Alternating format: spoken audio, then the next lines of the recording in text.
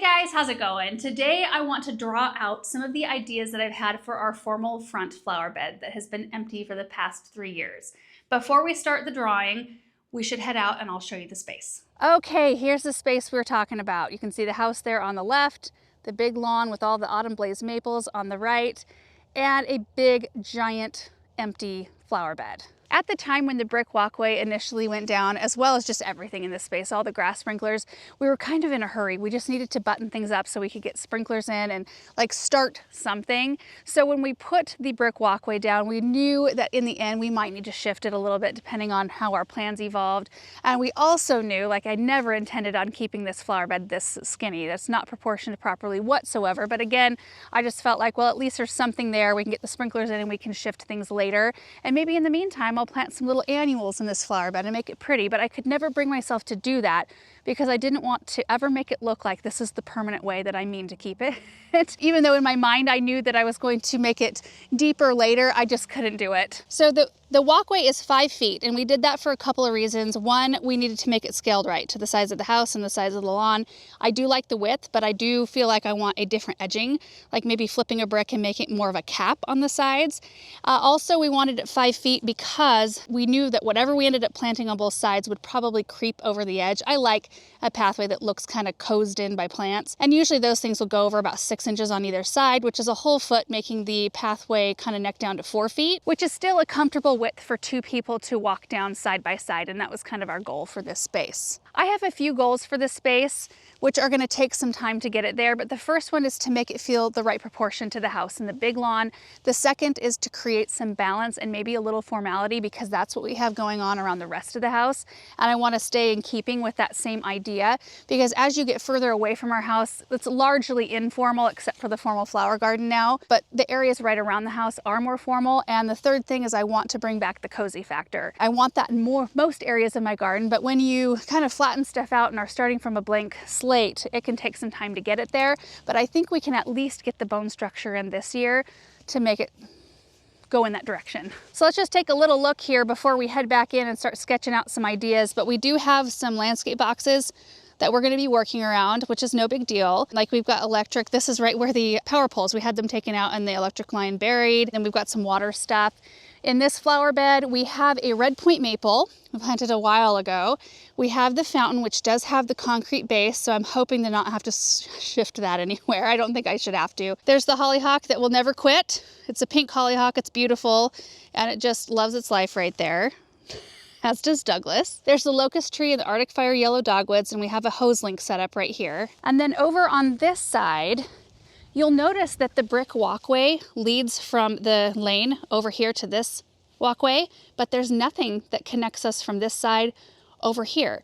We've had to walk across flower beds, so we need to create something that continues that flow to where you can access both sides. I also think it might be nice to connect that flower bed with this one, you know, carving out a space to where the flower beds are deeper. We can have some larger plants that can anchor the house. In the flower beds up front, we've got limelight hydrangeas, which I think I want to take those out. I'm not sure that I'm going to do it, but I think I would like a type of hydrangea.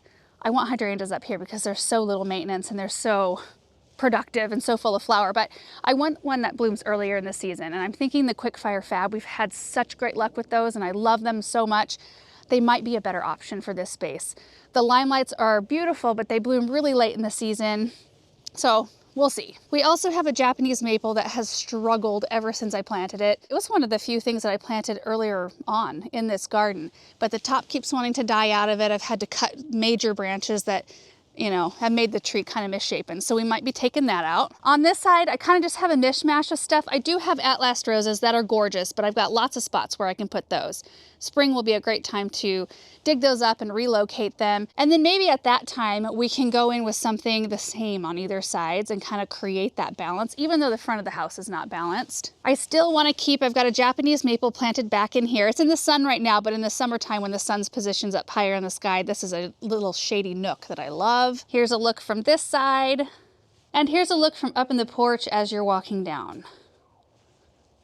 So now let's head back inside and start sketching out some ideas. I have a feeling that, I've got some ideas in my head of what I want to do, and we'll start there. I have a feeling that once we get into it, things might evolve and shift, and we might come up with something today that ends up not even happening in the future, depending on how things go. But I at least want to share my initial thoughts on this space, because I want to have this space done not done, started. I want to at least, get grass removed, get flower beds cut out, and just have more of a direction with this space than we have before. I don't know, it took me a while to find the inspiration for this area, and that could be because, I don't know.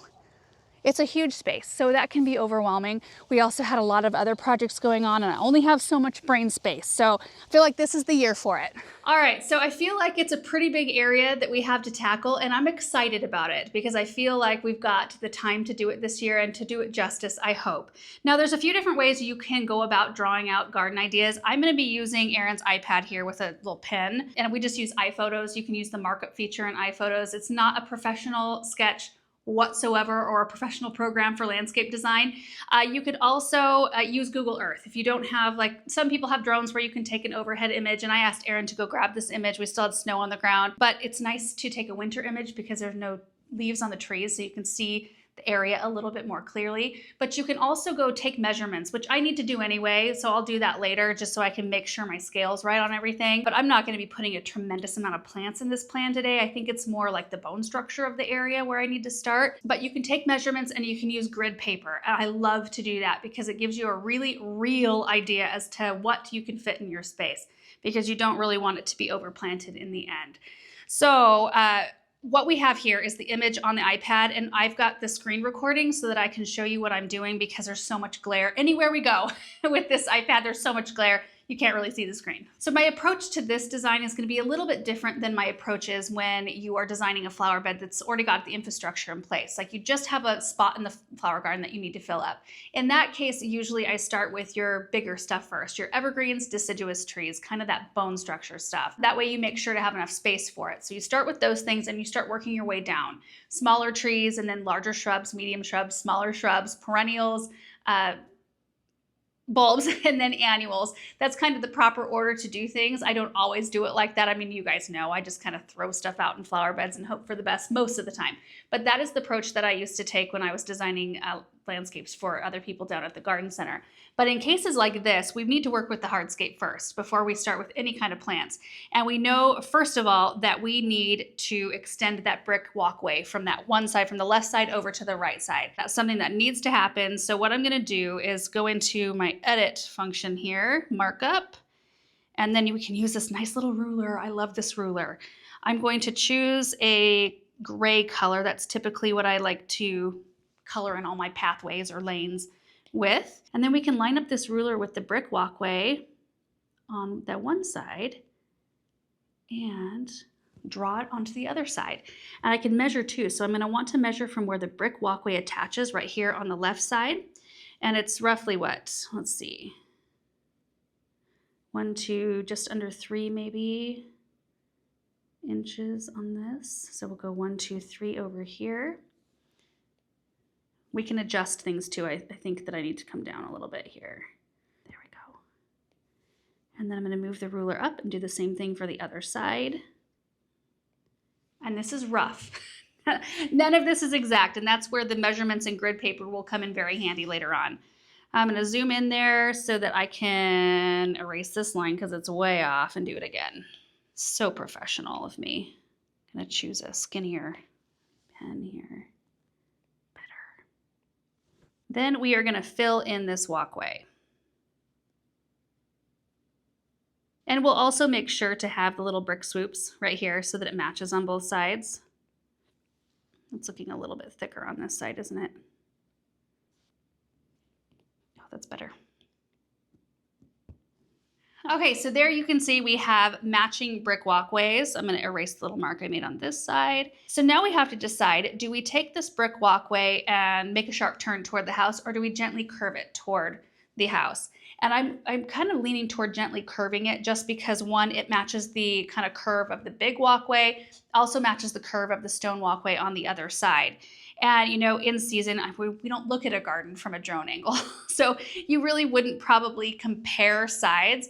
As long as you've got your plantings in a way and the general proportions or the general design of the area balanced, the whole thing will sort of come across as being balanced.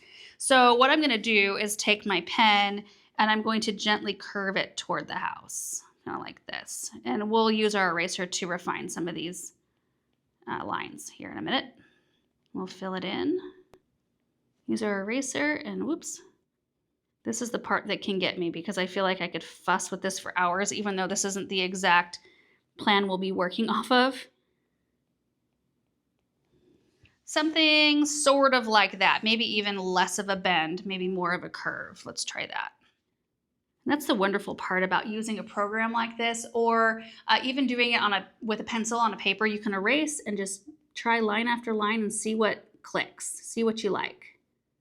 I want it more rounded like that, less of an elbow, more of a smoothness to it. Yeah, that's closer. Okay. Now we've got a much larger flower bed on the right-hand side, but that's okay because the first thing we need to put in are the plants. So currently we've got limelight hydrangeas. Whether or not we keep those or go in with something different, it will be similar. There'll be shrubs up there, low maintenance shrubs that are structural and pretty most of the time. So we've got the 3 on that side, and then we'll finish it off with some sort of an anchor plant. So that's where the Japanese maple is that might come out. And then we'll repeat this same planting on the other side. So like instant balance, instant kind of formality. So see that? We'll still have the grass there that you can see right behind this evergreen. And then you'll still be able to see the Japanese maple kind of towering up above the hedge of hydrangeas right in front of it. And then over here, we can just fill this area up with some wonderful things. But because you've got those shrubs and then the anchor pieces on either side, all of a sudden it's just going to appear so much more formal and so much more balanced, even though the whole area is not quite that way. Okay, the next thing we need to do, now that we've got our walkway set and we can access all the parts of the garden, I think that's so important, we need to create our big deep flower bed on the right-hand side. So what I would like to do is take off from this other flower bed on the other side and take out all of the grass in this area here. So that's going to take me a second. And then we'll kind of come out a little bit wider. You can see right in here, there's an autumn blaze maple, and that will be included in the flower bed. So the flower bed will come out around that and kind of encompass that first one, so it's not just sitting out in the grass. So that's a pretty nice looking line. So now let me color all of this in. That'll give you a really good idea as to the scope of this whole project. Kind of looks black, doesn't it? It's brown. Oh well. So we'll go around the crabapple tree here so you can still see that. Okay, well, so far so good, I think. Oh, that's a lot of grass removal. But honestly, I think having a great big deep flower bed full of beautiful things and little like a walkway through it will be so nice. So nice. It'll make everything feel like the right scale up there, which we're missing so much right now. Okay, so there's the new flower bed up front, I think. And like I said, these things can evolve a little bit as we get into it and as I have more time to think about things too. Okay, so we've got our brick walkway, we've got our balance in the very front, and then we've got our big giant flower bed cut out. I think it's gonna look so pretty. Honestly, I really do. So now I want to bring in some coziness. To do that, we're gonna create a room closer to the house. So it's not going to be for this whole flower bed, but we're gonna create a little boxwood hedged area. And I want it to be a little bit of a mirror of the Persephone garden, kind of that flavor a little bit. So to do that, we're gonna need the brick walkway that comes straight out from the house to be straight for a certain amount of feet. Let me just try this. This is gonna be interesting because I don't really know. So I'm gonna need it to be straight for roughly, I would say about that far. Yeah, I think it's gonna need to come out straight about that far before the curve starts. And that's so again, we can create some more balance and create some equal sized rooms. So that means we will probably be doing something like, it'll come out in relatively the same space. And I know it seems a shame to pull up the whole walkway and redo it, but we knew when we put it in that we would probably do that just based on what our ideas were for this space. We actually, for a time, thought about putting a little pond up here. And then everything evolved back here with the dream stream. And I love that. I'm glad it ended up that way. This is the south side of our house, so it does stay pretty hot. So we need to get some more trees going up here. Okay, now we've got to do some color in with brown. So we're going to color in that old pathway right here. There. Okay, so it comes out straight to about right here, which is perfect. So now we're going to go back in and we are going to make our hedges. What I want to do is line up our hedge. See the side of the path right here? We want to line it up on the outside of that path because I do need a pathway to continue on from that way, leading us to somewhere around the fountain. But we're going to do our hedge kind of like this. Erase that line that I made. The erase tool is kind of like being able to edit your videos. It makes it so nice. Okay. Okay, and then we are going to go over the same distance. So we're going to double check our measurement here. From the edge of the boxwood to the edge of the path is just under 3 here. And we're going to repeat the same shape on the other side. Ooh, okay, I'm going to fuss with this shape for a little bit, see what we can get going here.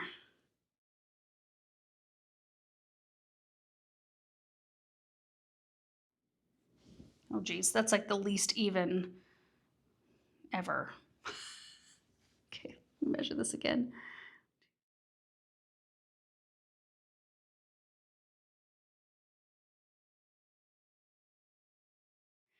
Okay, so we've got our boxwood hedges up front, and the angle isn't exact here, but what I want to do basically is copy the Persephone garden. And if you've followed us and you know what that one looks like, we have kind of that circular design of boxwoods around the perimeter. So kind of want to just pick that up and then in smaller form, insert it right here so that we've got kind of this repeat of ideas, which I love, and it will kind of room those two little spots in. And then to even make it more cozy, I'm going to take the white here, and I would like to put in some sort of an arbor or structure to walk through, which will, it like pulls people. Arbors pull people through the garden. I don't know what it is, but you just like want to walk underneath them.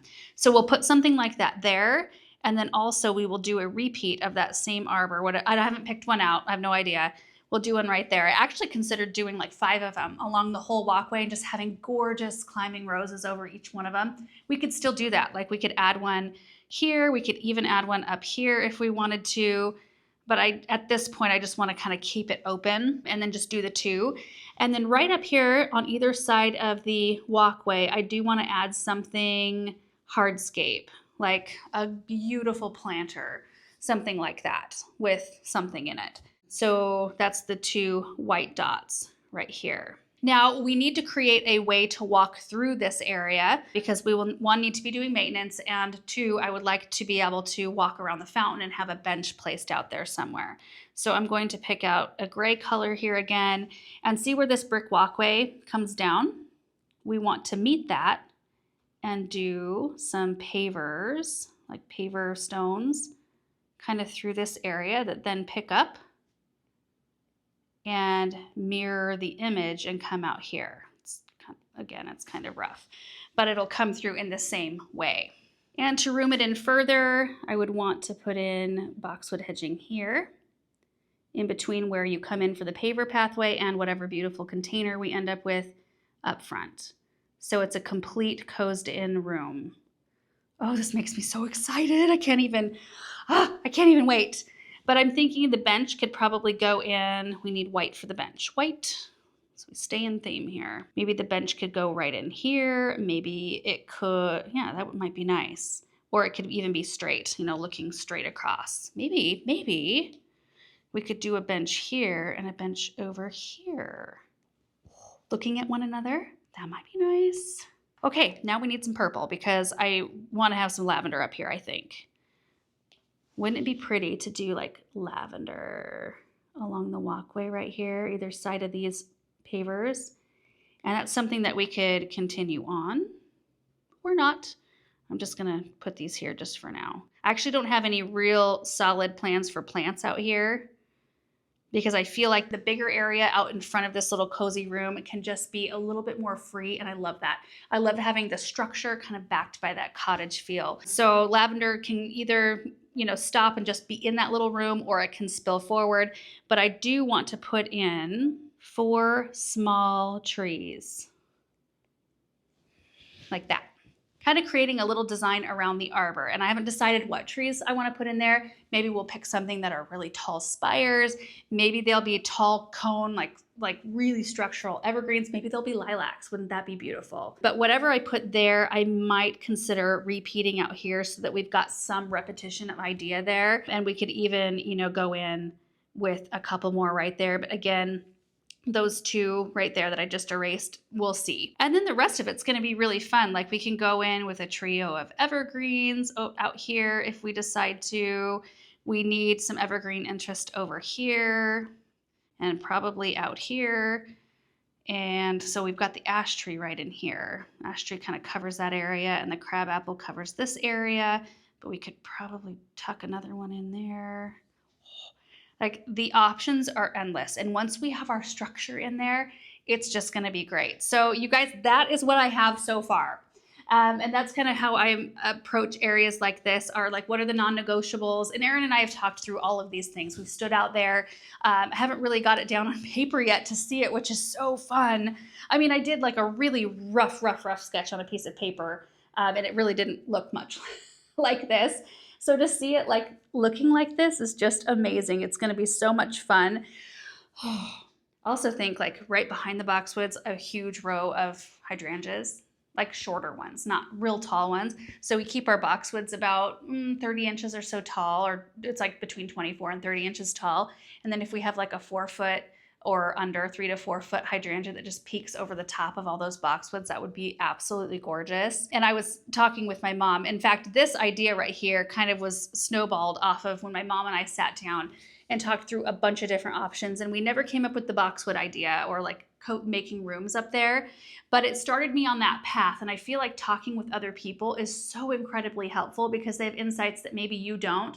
As an outsider looking in, they can really shed a lot of light on the areas that you've got and can kind of help you maybe break through to come up with something that you really, really love. And when we were talking about it, my mom was like, you need to make this your winter garden. That's what you should theme it. And maybe we will. Maybe we will call this our winter garden, where we, because it's so focal and it's so something we see all the time, maybe we focus on a lot of things that bring a tremendous amount of winter interest. And I think that's a great idea. So anyway, guys, that is it. That is it for our video today. I just wanted to take the opportunity when it's a little bit, I mean, it's bright and sunny, but it's a little bit chilly out today. I wanted to take an opportunity to sit down and just talk through some of these things. So anyway, I feel like at this point I need to start shopping for arbors, need to start making some solid plant selections so I can make sure to get things.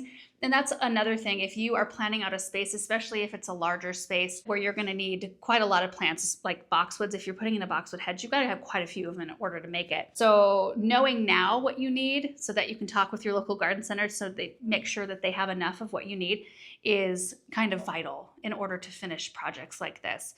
So I would encourage you guys, if you can get out and if you've got spaces you want to get done and you can start chipping away, like we won't have this filled up for years, but at least we have a track to run on. And if we get into this plan and start putting things out on the ground, it's different.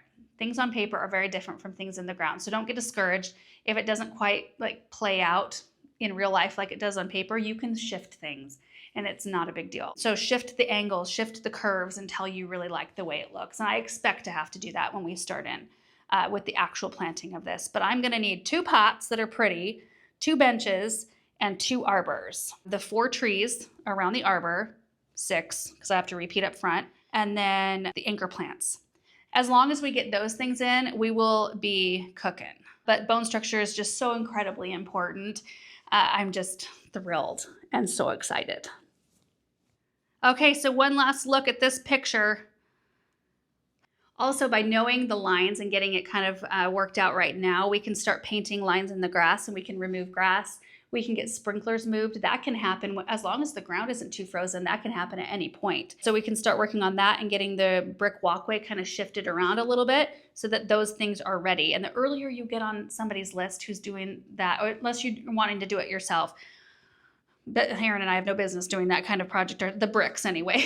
Getting things leveled, we know our weakness, and that's not an area that we are super gifted in. So the earliest you can get on somebody's list to do that, the earlier you will get the project done so that you can be ready once it's time to plant. So anyway, thank you guys so much for watching this video. I hope it was helpful. I hope it was fun just to see some different ideas.